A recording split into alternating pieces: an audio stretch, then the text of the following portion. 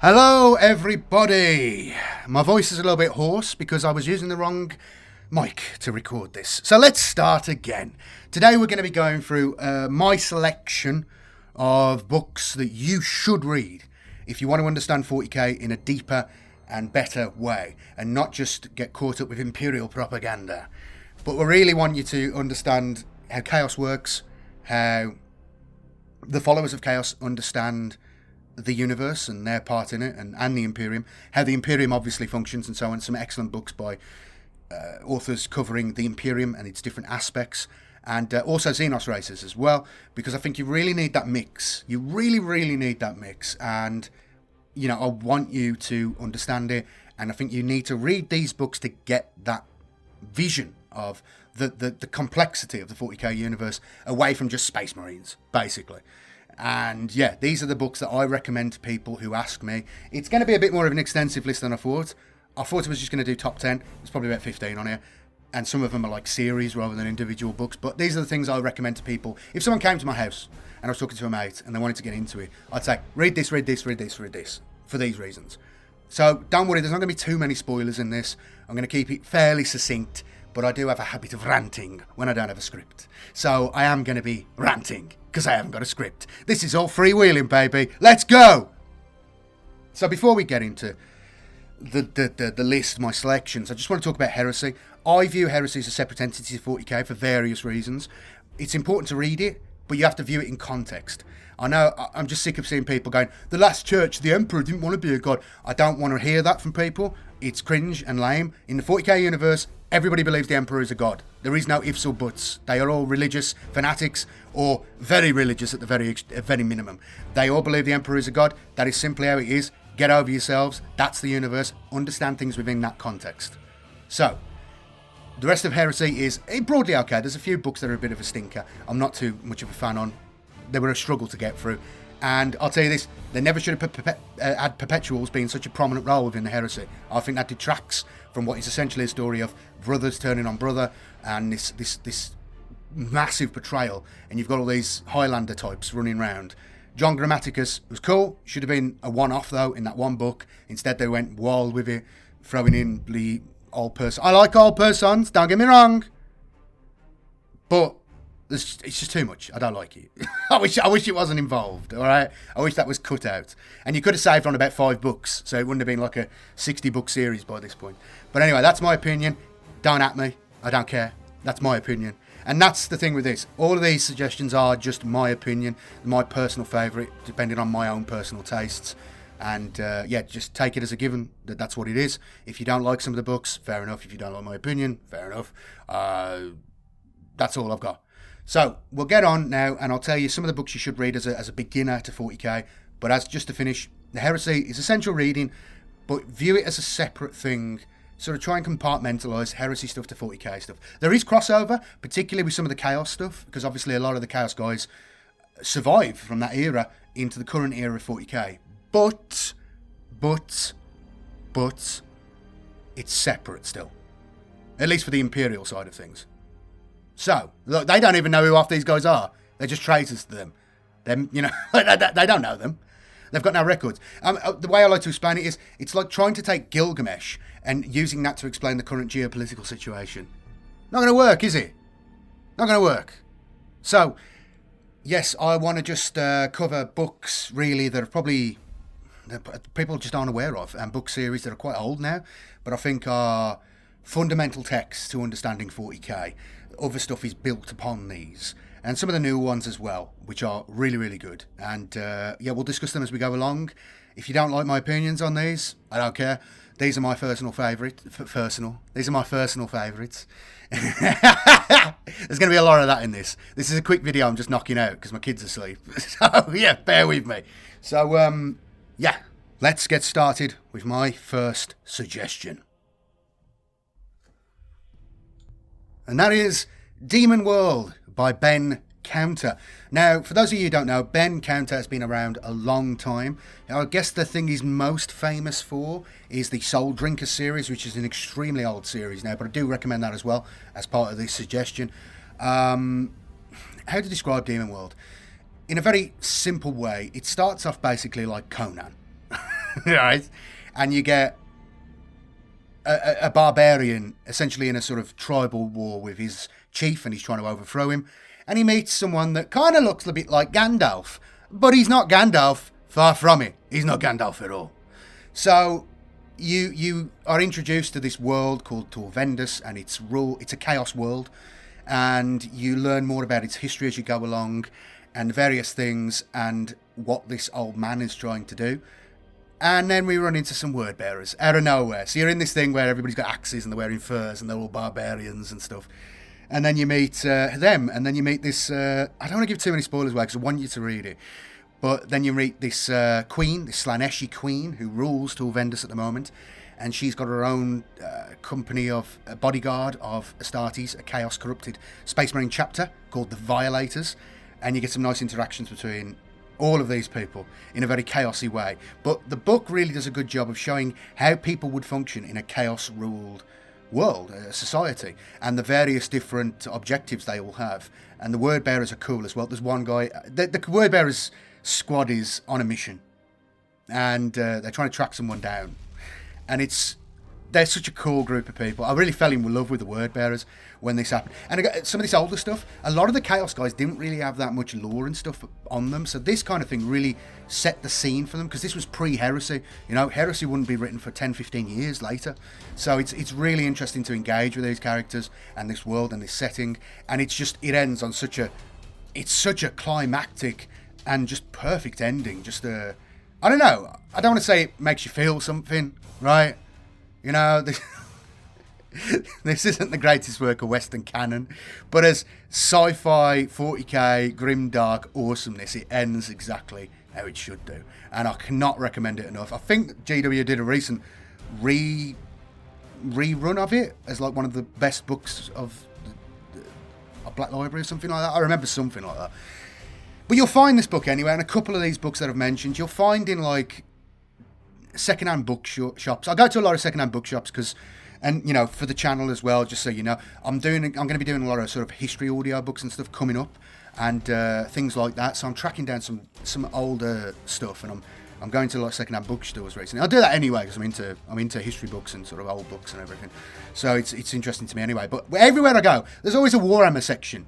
Usually at the bottom of a stack of books, you see some Space Marine books or Eisenhorns in there or something, and they're always every bookshop, and you'll find them. If you can't find them there, there's ebooks available. I'm including links to Amazon for all the books there, and if you use them, I'll get a little cut. Shill. And if you go into Audible, a lot of these books that I'm mentioning have got audio books, and I recommend going and getting them because they are, for the most part, top quality, and I recommend them. But if you use my links, I'll get a cut back, so I appreciate that if you do. But you can get them on eBay, usually second-hand ones on eBay. Sometimes they're overpriced, to be honest. But if you go to a second-hand bookshop somewhere, in England anyway, this definitely happens. I don't know if it's abroad, probably is, probably isn't. Maybe in America it happens. But you'll find them in different places, and Australia, Canada. I don't know about Europe because obviously they've only recently started doing things in German and French. So I don't think they have Spanish translations of the books, stuff like that. Like Italian, I don't think they do that yet.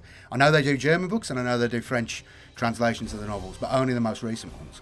So I don't know if you'll be able to find them in Europe, but at least in the UK, in bookstores here, every bookstore's got a Warhammer section. It's crazy, really, how much it's penetrated the culture compared to how it was 20 years ago. It's crazy. Interesting. But, you can always find a little deal, a book you maybe half remember reading when you were like 15, like I do. I'm like, I'll pick that up. Anyway, I'm digressing. I'm going to stop doing that. Oh, wait, before I go, Soul Drinkers, though, the Soul Drinkers series is definitely worth picking up. It was probably one of the first big series that covered a Space Marine chapter, and it is a real epic. And again, some of the lore is a little bit off now, but at the time it was really fresh, really interesting, and it still is. It's the fall of a noble Space Marine chapter to a bunch of chaos degenerates and mutants, and it's worth picking up. The chaplain is quite fun, and it links, I guess, to a bit of heresy stuff, I guess, in a roundabout way, and it links up with other stuff. But the Soul Drinkers are an excellent chapter. I think they've just been reborn as a Primaris chapter from scratch. So it'd be interesting to see what happens there. But definitely worth picking that series up as well. But Demon World is the one I want to really suggest, as it gives you a full flavour of 40k. Next book. So the next one is by Barrington J. Bailey, who was a British science fiction author in the 80s and the 90s, as I understand.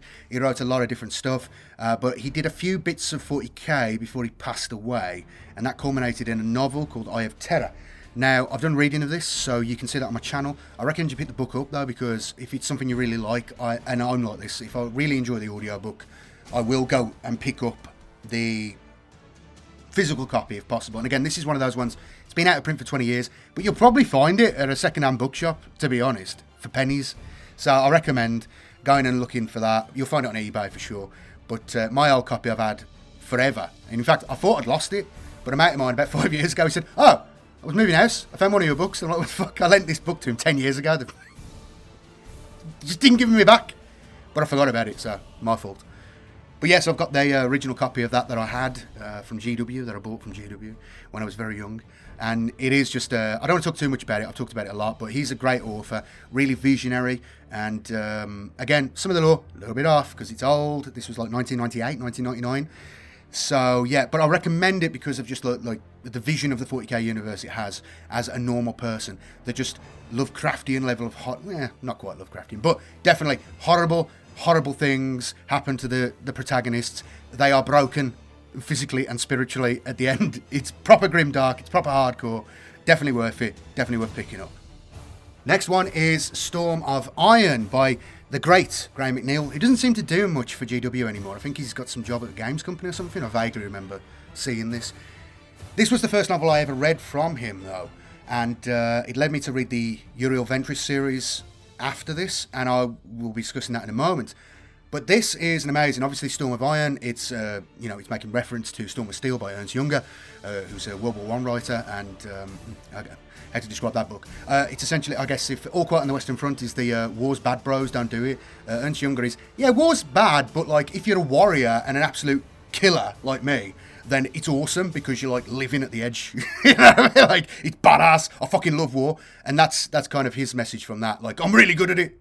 So yeah, like that's kind of Ernst Junger's thing. But I won't talk any more about that. What I will say is this book, it's got allusions to that throughout, and obviously the name and the setting of it. It's a trench battle that's happening on this planet. Now, I don't want to give spoilers again. I'm just going to give you a rough. Hopefully, this appeals to you. So, the Iron Warriors are invading a planet that is an Imperial stronghold planet, but it's got a lot of very odd things about it. The garrison force there is an Imperial Guard force. There's nothing else on this planet. They're just there to defend this stronghold that's on one of the continents. And it's fortified and it's old, and they're just there. That's their job. There's nothing else going on. They're just being dumped there as a garrison force. And the Iron Warriors invade. Then the Imperial Fists show up. Then it gets really hardcore, and there's a lot of corn stuff. Cannot recommend it enough. It was the first book I ever read from Graham McNeil, and he is probably one of the best writers GW has ever had. And it's a shame he doesn't do more, but, that's up to him, isn't it? It's good stuff, and I cannot recommend it enough. And plus as well, it was the first time I really saw Iron Warriors. And again, a lot of the Chaos Space Marines didn't really have any sort of in-depth sort of a characterization. They were just baddies.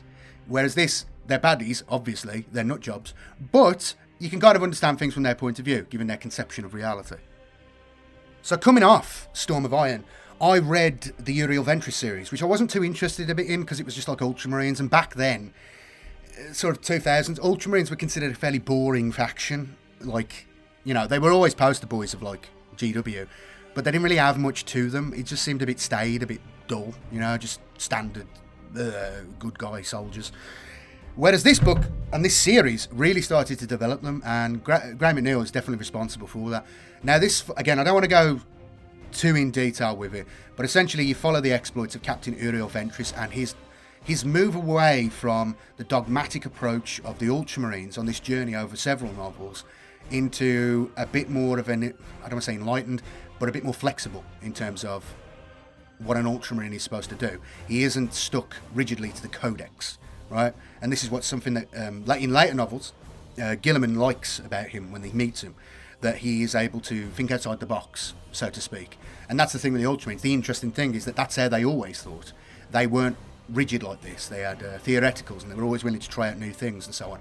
But after the fall of the Primarch, they became very rigid and almost religiously following the Codex Astartes. And that's why they were a bit dull, because they had that theme about them. But now, obviously, that's changed, and it's become a whole thing, and Gilliman's back now, and he's trying to break that, this dogmatic approach to war that they have. And that shines through very much, though, in the early novels, and it's his adventures, shall we say, his problems that he runs into the Iron Warriors a lot, and one novel is pretty sick with the Iron Warriors, and how they breed new Space Marines. Definitely worth picking up. So yeah, definitely recommend the Uriel Ventris series. The first book is covering their first encounter, the Ultramarines' first encounter with the Necrons, and a Catan Shard of the Dead. Again, some of the lore's a little bit off, because that's changed a little bit since that was initially introduced. I think it's fine. I don't think it contradicts anything, but some of the way things are mentioned, that they have a different connotation now, I guess, in terms of how the lore is now. But for the most part, I think it's fine. So, recommend that series. Cannot recommend it enough. Okay, so now we get to the Dan Abnett part of the podcast, of the episode, of the video, where we just talk about Dan Abnett books for a bit. And I don't want to... Everybody does this. And the moment anyone says, what should I read to get into 40k? Everybody says Eisenhorn. And I agree. And we'll talk about Eisenhorn in a minute. But the thing for me was... And this was the first... in all honesty, I was 12. This was the first novel I ever brought. Well, I didn't even buy it. I won it in a painting competition at Games Workshop. Shocker. And I didn't really... I think the guy felt sympathy for me, because I entered every time and my painting was crap. And Steve, he shined upon me and he said, go on, you can win. And and he let me win the book instead. So I won the book for the painting competition. But this was the first novel I ever read. I wasn't a particularly scholarly kid. You know, I didn't really go to school that much. I much preferred staying home and watching Bucky O'Hare.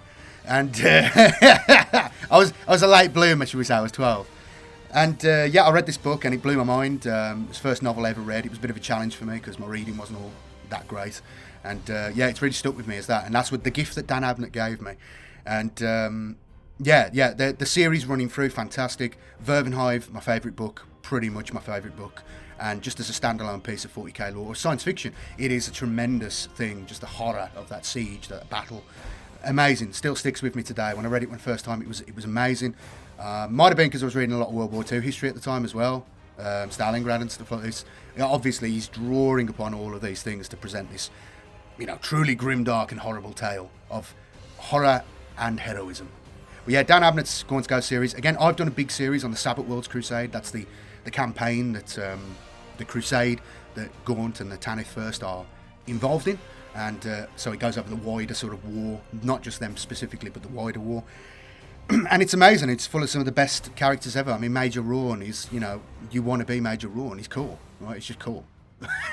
He's just a cool guy. That's who you want to be. Colm Colbick as well, and all the others. I mean, it's an amazing series. And just to think about how good it is, I don't know what to tell you. It's just too good. It's too good. And hopefully we'll get some more books of it soon. He has hinted that there is some going to come, and some interconnected novels, because he's done a few. And some other people have done some novels on Urdish. I haven't got round to reading them yet, though. But the Battle on Urdish, and another author is writing within this campaign about another group of people within this setting, if you get me. So that looks good. I think I've got one of them somewhere. There's another one come out. But yeah, Gaunt's Ghost is just, you know, stand up, amazing stuff, really gets you into the Imperial Guard. And, I mean, Dan Abnett's done so much to shape the 40k universe, just the nuts and bolts of it, how people perceive reality, how they worship the Emperor. Like, just, it's not even questioned. That's what's going on. And how they confront this enemy of traitors, of cultists, of chaos worshippers, how they're trying to understand the horrible and terrible things they come across. How this group of men, specifically Tanith, are able to go on after the destruction of their families, of their lives, of their planet, of their home. It's all gone, and they are just survivors. And this choice that Gaunt has to make at the start of the novel, you know, to keep them alive rather than just dying, which they would have done. Tremendous book, tremendous series. Cannot recommend it enough. One of the sort of big foundational things of 40k. You need to read Gaunt's Ghosts. Next one, on Dan Abnett again, as I say, is Eisenhorn. Now, I don't want to go on about Eisenhorn enough, too much. Everybody knows Eisenhorn.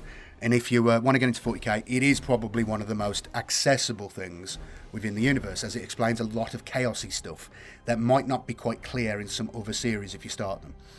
It goes into detail on various things, how Imperial society works, the nature of chaos, to the Imperium, the threat of it, and it leads on to the Ravenor series and the Beckwin series, and I cannot recommend it enough. I mean, it is just tip-top. It is one of the best series in 40k, and again, Dan Abnett, again, adding context, adding depth to the universe that other series hadn't done at the time, and other series that have come after have really built on the stuff that he built.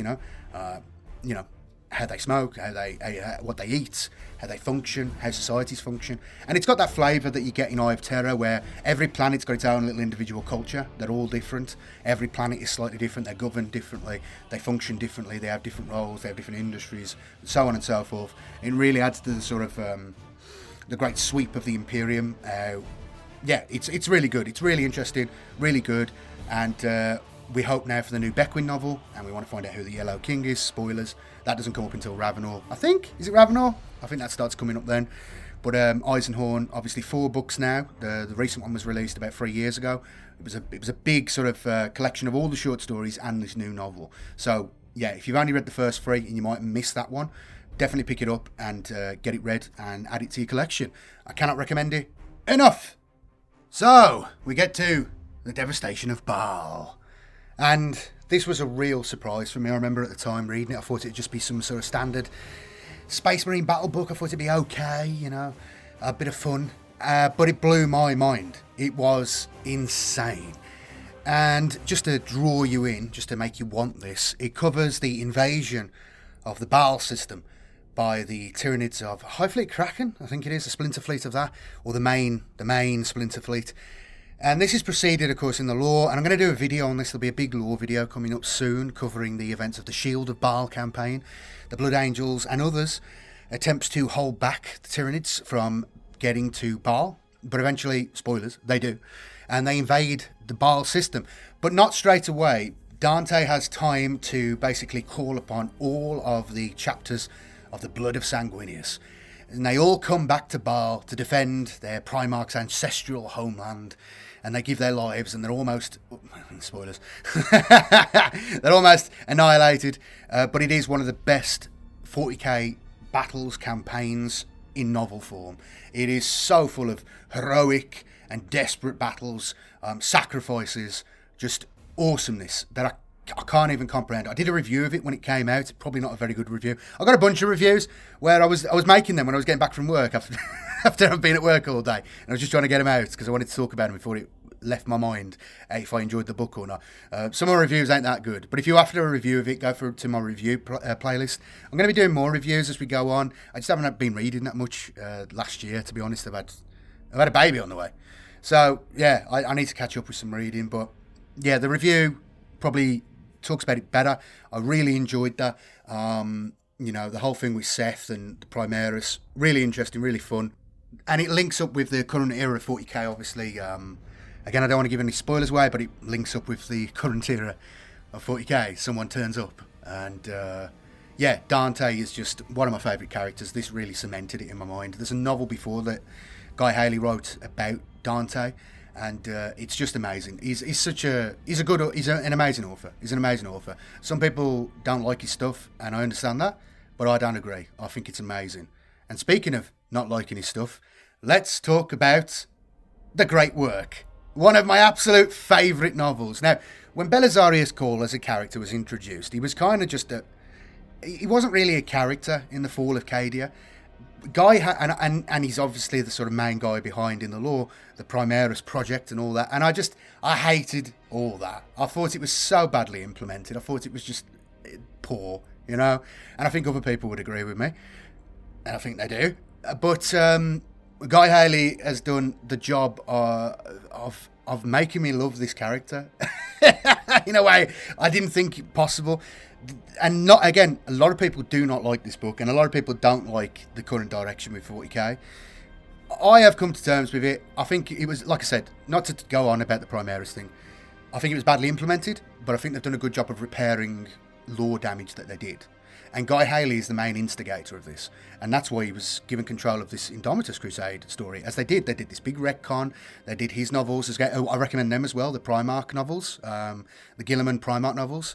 And, he's done a fantastic job all this way through. But the great work for me was just amazing. I love the characters. I love Alpha Omega. And what is he called, Omega? I don't know. I haven't read that book for 2 years, so bear with me. This side character, I can't remember his exact name. But he's amazing. He's amazing, the first Primaris. And just Call himself is a really interesting, fun character.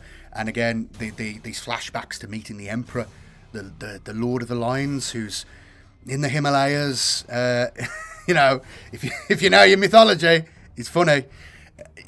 Overseeing these populations to ensure that they've got... They're genetically stable and useful for the future.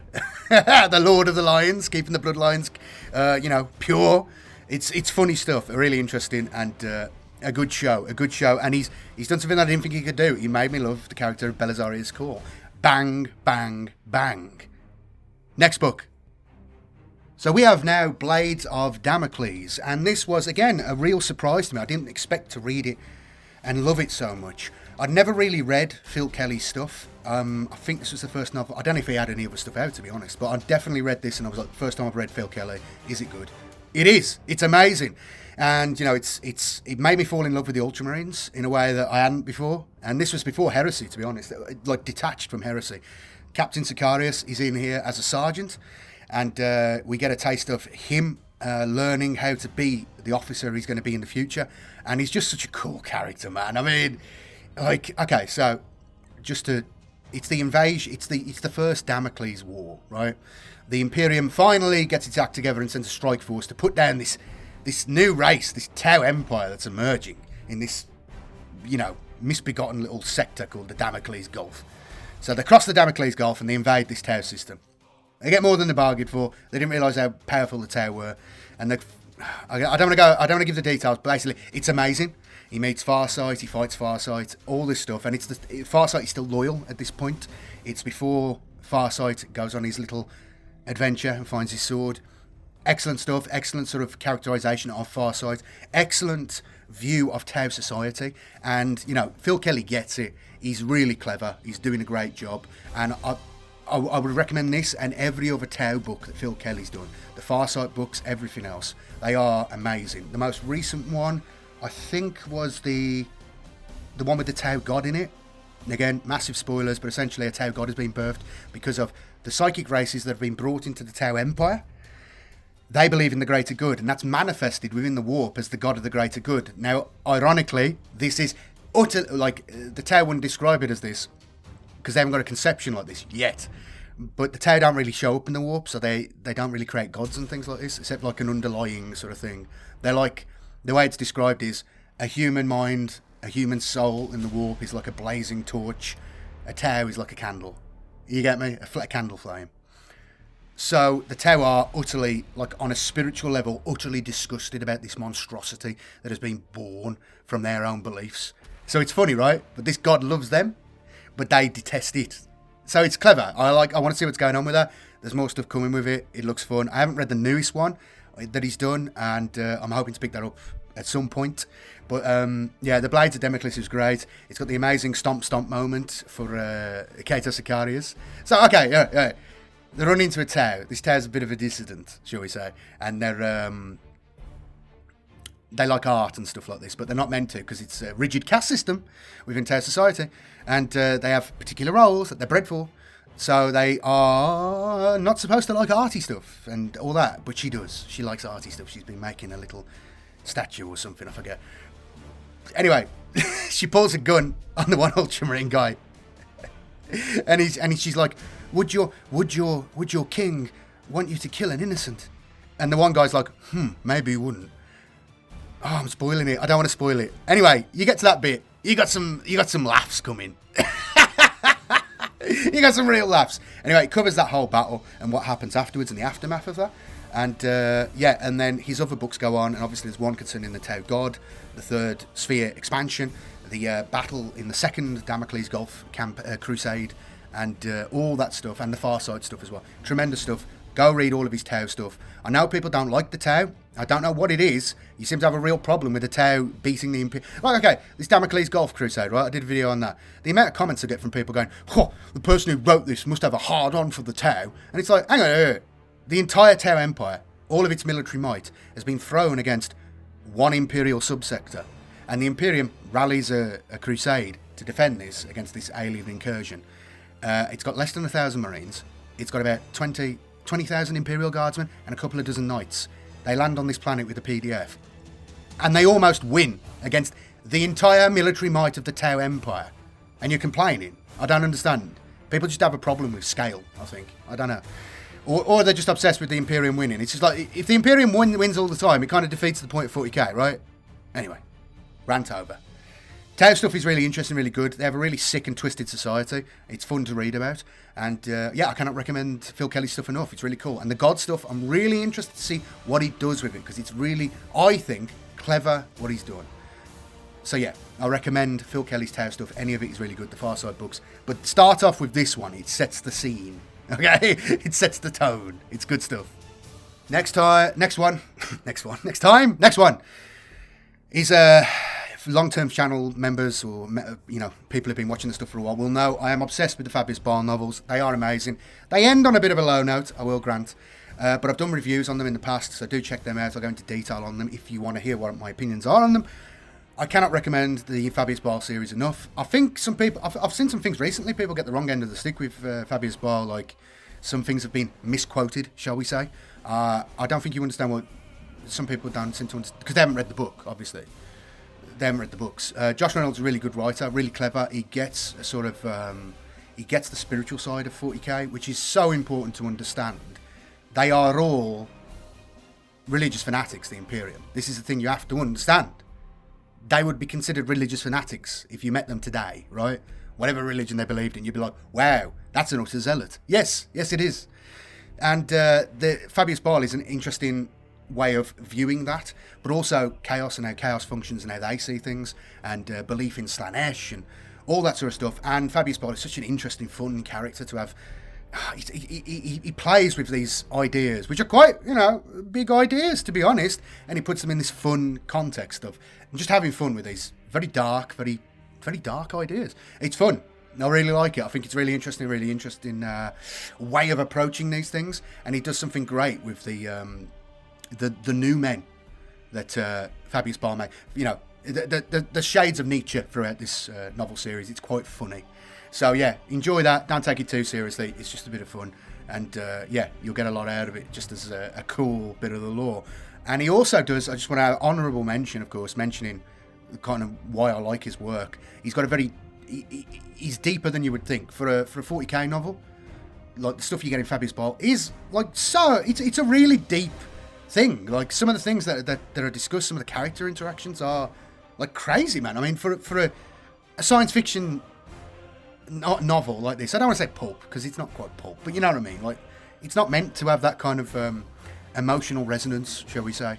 This isn't Dostoevsky, and it isn't Dostoevsky, don't get me wrong, but it's good, it's fun, it's interesting, it's a good laugh, and I recommend the Fabius Baal series completely. But I also recommend the novel he did after that, or during it, I forget, Apocalypse, and this is a big favourite of mine. I don't want to give many spoilers away. It's set during the current era of 40k with Primaris and stuff, so you get some nice interactions between old Marines and new Marines, but also the word bearers are there. And again, I love word bearers.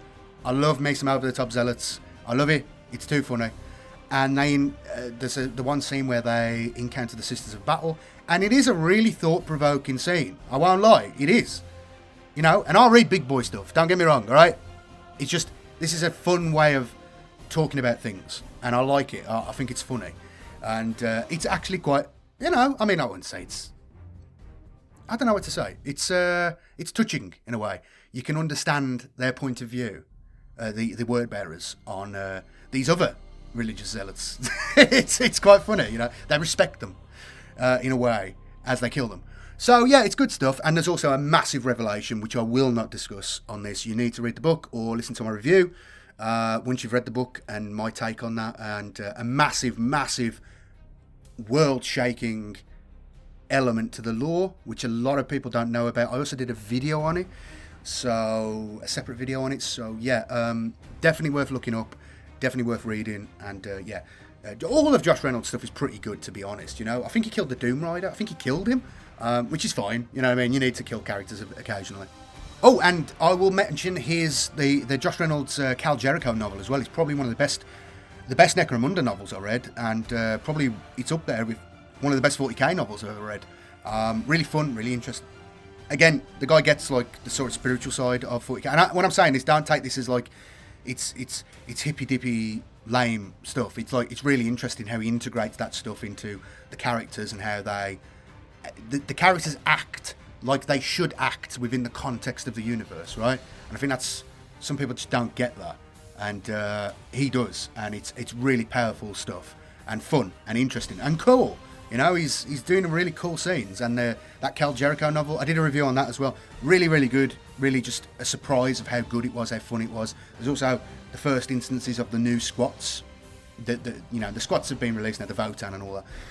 The squats are around again, but this was the first instance of them being there, and we learn a little bit about how they work, which I don't think has been mentioned with the Votan stuff, to be honest, but that's an aside. Those 3 books from Josh Reynolds, tremendous. Get them, read them, listen to them on Audible. Use the links below to do that. But yeah, definitely recommend it. It's a shame he doesn't work there anymore, but you know, you can't have everything, can you? But yeah, next book.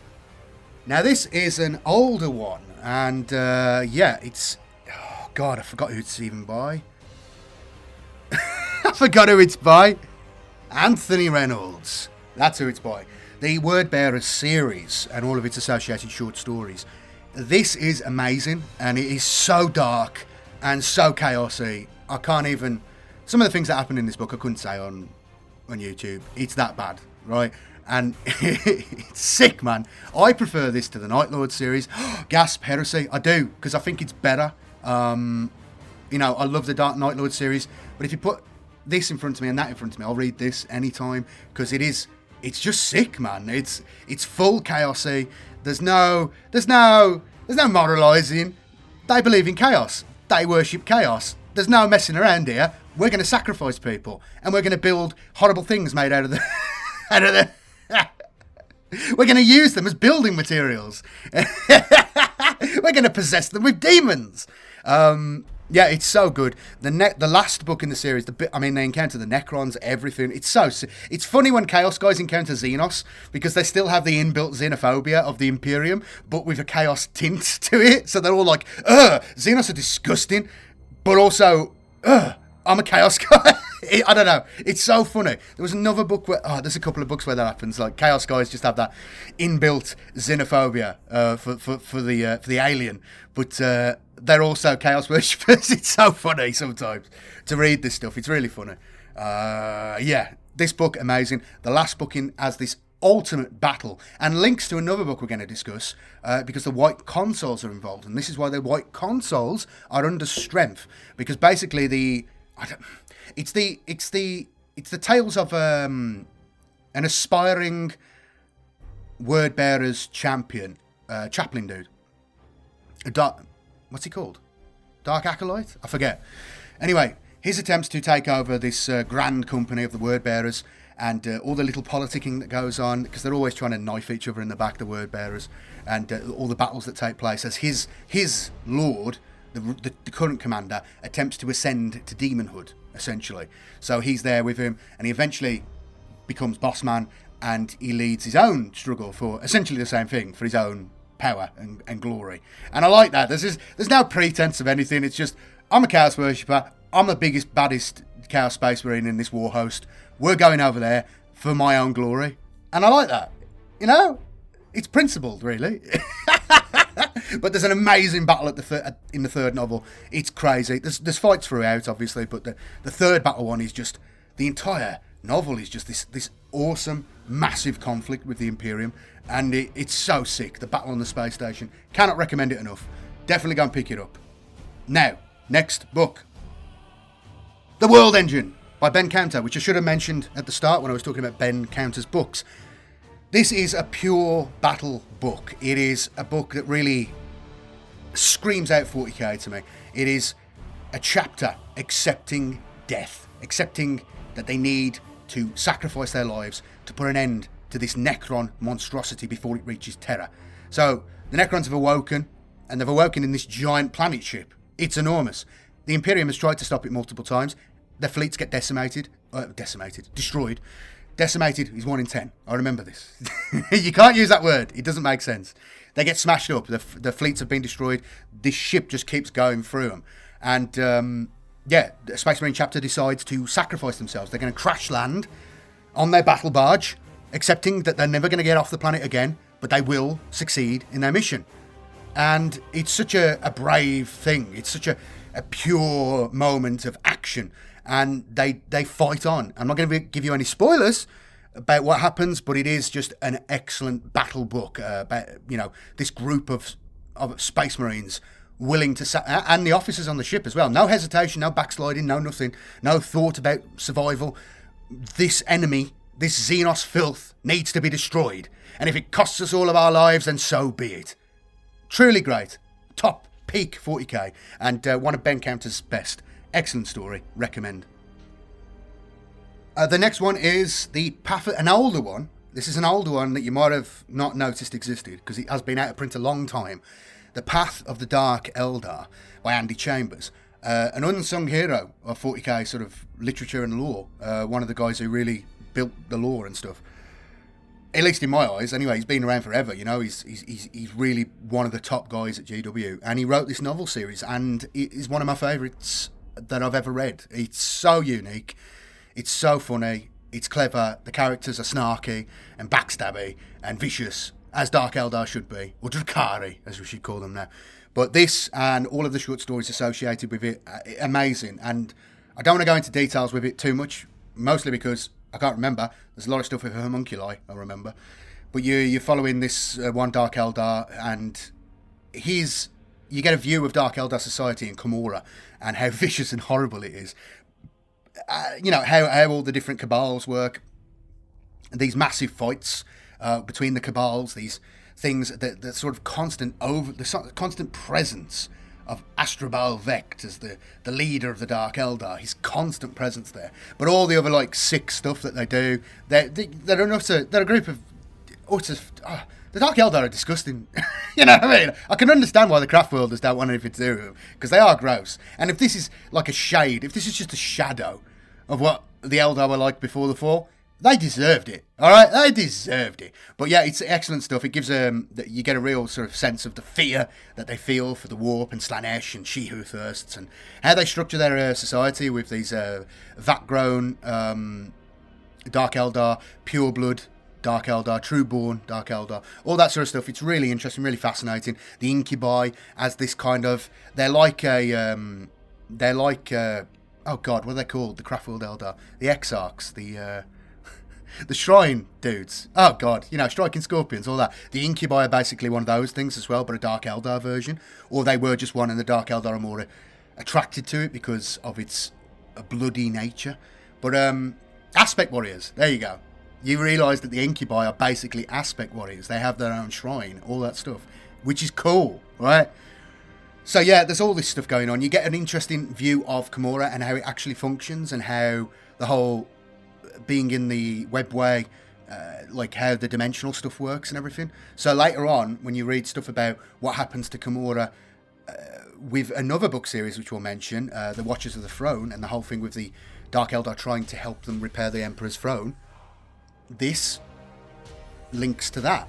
And also what happens to the Dark Eldar at the birth of the Great Rift, how it affects everything. It breaks up everything. It affects the webway.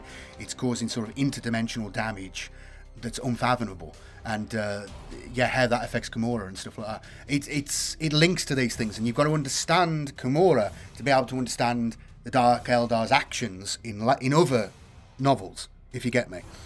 Interesting stuff, but really well written, really fun, really dark, really twisted. Good stuff. And I guess the kind of last stuff I'm going to recommend to you is a swathe of Chris Raitt books. First of all, Lords of Silence. Again, another sort of chaos-heavy book where you get one of the most interesting views on how a Nurgle worshipper views the world and the universe and themselves and the worship of their god in the form of Vorks and his mate. And yeah, just an amazing book. I'm hoping it isn't just going to be a one-off. It links to the Word Bearers in series I mentioned because they fight the White Consuls. I don't want to go into too much detail, but if you read the both of them together, they're kind of interlinked in a way. And this also links up with the Guy Haley series on the Returned Primarch, the Dark Imperium novels. Really interesting how this all connects, and I like that. I like the 40k authors are working together more, at least sort of roughly, more than they used to cover certain topics in a similar way. So there's no contradictions, or hopefully no contradictions. But this is really interesting. It's about this one warband, the Lords of Silence, and they're gallivanting around the galaxy doing what they do, spreading grandfather's love. But you get a really interesting view on them, on Mortarion, on the Plague Planet, on what's happened to the Death Guard, and how they view themselves within the context of the universe. And it makes sense. Their actions make sense in that context. It's really cool, really interesting, surprisingly deep, and harrowing and terrifying at the same time. But yeah, really recommend it. Cannot recommend it enough. Get Lords of Silence if you're going to get anything. This other one, though, is the other recommendation. I'm losing my words now. I'm going to end this now. I've spoken too much. The Watchers of the Throne series and the Vaults of Terror series. Now, both of these series, one takes place slightly before the other, but they both cover the events on Terra after, and I'll say it in Terra and Terra are the same word. I'm sorry if you don't like that. I'm English. This is how we talk, okay? They sound the same because they sound the same. But they're on Terra in the aftermath of the fall of Cadia and the birth of the Great Rift. And again, I don't want to give you many spoilers. I've done reviews on these books. They are amazing. Chris Ray is probably my favourite author at GW at the moment. At least I think he's definitely like top tier, right? He's like top 3. He's amazing. His books cover the events, the Astronomicon going down, the Siege of the Emperor's Palace, the return of Guilliman, the attempt by Abaddon to, which is something I never hear anyone mentioning, trying to cut off Terra from the warp using Blackstone. I mean, this is like really important shit. And there's all that and other stuff with this Inquisitor, again, Guilliman's return, the Guilliman coup, an attempt by some of the High Lords of Terror to do a coup and remove Guilliman. All this stuff. These two series tackle different things, but they're happening kind of in the same time period from different perspectives. So yeah, one of them's concerning. And of course the big one, a deal with the Dark Eldar to try and fix the Emperor's throne. I'm not going to say anything else. You can imagine that ain't going to work out well. And you go through all of the investigation, the attempt to figure out what's going on with that, and it's so cool. It's just amazing. So yeah, I recommend both them series. Fantastic work, and probably the best stuff I've read last year. I think it was last year. I forget. It's all a bit of a blur to me at the moment. These books I recommend, and all the other books I recommend. I will include a link in the description to all of these books on Amazon. And if you've never tried Audible, go on Audible, get the audio book, and give one of them a listen, or multiple ones a listen. Either way, if you do those things, I get a little taste. I appreciate it. Thank you to everybody supporting the channel. If you'd like to support the channel, please do. Become a channel member, probably the easiest thing to do. I'm really tired now, Jesus. Please give this video a like. Let me know in the comments what you think. This is just as I feel now. I mean, there's plenty of books I could have mentioned, but these are the books that really spring out at me. And again, like I say, this is stuff. If a mate of mine came to me, I want to get into 40k. What do I do? What do I read? I'd recommend these as the intro into them. These authors, these books, these book series. Have a look at them. You'll enjoy them. It'll get you into it. It'll let you understand things in a more complex way. And they'll give you bits of lore that you're not necessarily going to get anywhere else. But you have to understand these bits. Like, for instance, the Dark Eldar stuff. That series is the series that worked all that out. And everybody else is building on that since. So, cannot recommend these books enough. Please do get them. Thank you for watching. A bit ranty, I know. But people keep asking me for my opinion. It's happened a lot recently. I don't know. People keep asking in the comments, for like, what books should I read? So on and so on. So I thought I'd do this because I haven't done anything talking about books for a while. Also, do let me know in the comments, and this is a test for who stays till the end. I was going to, because the old world's going to come out soon, I was considering doing a list of Warhammer Fantasy books to read. So do let me know in the comments whether you'd like me to do a list of Warhammer Fantasy books to read, because, I mean, those things have been out of print forever. and they're very old now. And you know, a lot of new people, if fantasy wasn't around, if it was all AOS, you're not going to have a clue about fantasy. And I know it's set in a different era. It's not in the reign of Karl Franz, but I'll happily go through my favourite Warhammer fantasy books, because that was my thing. Fantasy was my thing, more than 40k, to be completely honest, for a time. The fantasy stuff really hooked me. I like that. I like the world. So I read pretty much everything up to a certain point. Up to the end times. So more than happy to discuss those books and recommend books, or just go over some of the interesting things from them if you want. If people ain't interested, I won't bother. But the old world stuff is coming up, so I might do some fantasy stuff now, as that's coming back in vogue, shall we say. So yeah, I'll see you next time. Thanks very much for watching. I'm shattered now. This was a mistake. I made this on Sunday. I'm tired. Bye bye.